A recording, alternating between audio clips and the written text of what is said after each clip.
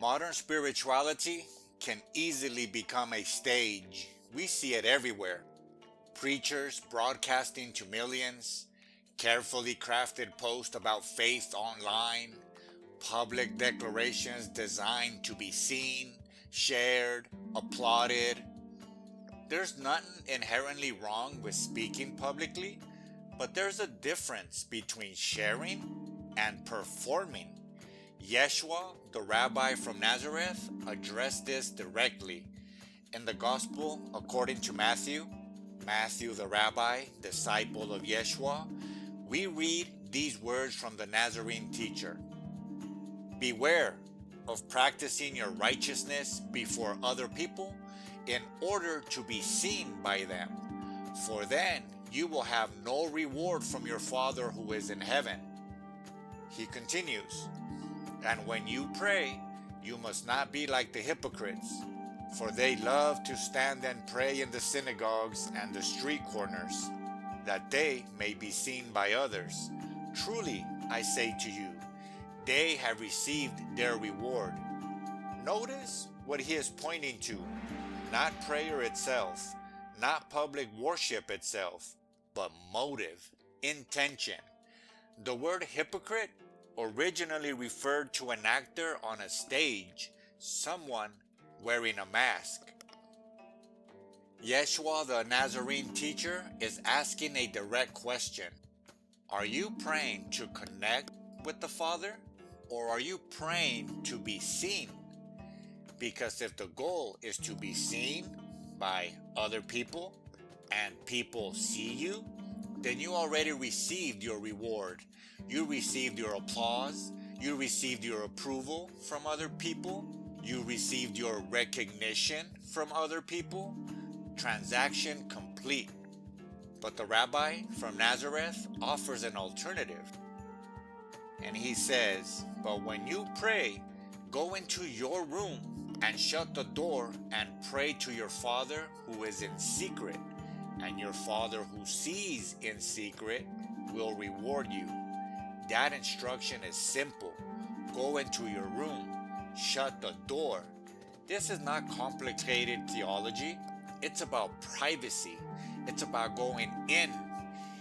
The Greek word used there refers to an inner chamber, a storage room, a hidden space inside the house, the most private place. Your body is the house. Your body is the temple. The image is clear. Go into your body, close the door, step away from the audience, remove the mask. The inner room is not only physical, it's internal. It is the space in you where no one else is watching, no reputation to maintain, no image to protect, no spiritual persona to uphold, just you and God.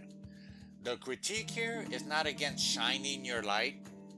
The same Yeshua tells his listeners to let their light shine before others. The issue is not visibility. The issue is performance. When spirituality becomes something we display for validation, it slowly stops being intimate. It becomes external, measured, compared. But the rabbi's instruction is clear. The real exchange happens in secret. The reward is not public recognition. The reward is relationship. The Apostle Paul the Pharisee trained under Gamaliel, who became an emissary of the Nazarene, later echoed this idea when writing about the circumcision of the heart in his letter to the Romans. He made a distinction between outward identity and inward transformation. The real work happens inside, not in front of a crowd, not in front of a family, not in front of a congregation, inside.